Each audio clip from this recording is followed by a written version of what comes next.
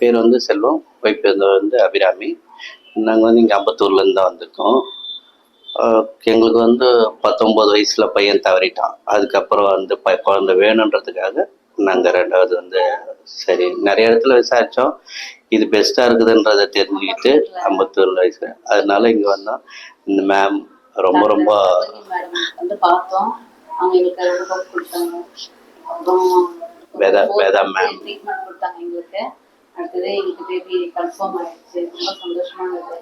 எங்க செக்அப்லாம் பார்த்தீங்கன்னா அவ்வளோ சூப்பராக எங்களுக்கு நல்ல ஒரு சாட்டிஸ்ஃபை பண்ணாங்க. லட்சுமி மேமும் எங்களுக்கு நல்ல ஒரு 2 மேமும் எங்களுக்கு ஒரு தெய்வம் மாதிரி. வேதா மேம் கவுன்சிலிங் பண்ணும் போதே எங்களுக்கு சொல்லிட்டாங்க, பாப்பாவோட தான் போவீங்க, உங்களுக்கு ஏற்கனவே வந்து கஷ்டங்கள் இருந்தது, இனிமே நல்ல விஷயங்கள் தான் நடக்கும் அப்படின்னு சொல்லி ரொம்ப கொடுத்தாங்க எங்களுக்கு. அதுக்கப்புறம் மேடமும் அந்த டாக்டர் ரொம்ப ரொம்ப எங்களுக்கு ஒரு தெய்வம் மாதிரி தான் நினைச்சு நாங்கள் இது பண்ணிட்டு இருக்கோம். அதனால அது ஏதோ தெய்வம் மூலியமா நாங்கள் இங்கே வந்ததுனால இன்னைக்கு 2 பாப்பாவோட இருக்கிறோம். ரொம்ப சந்தோஷம்.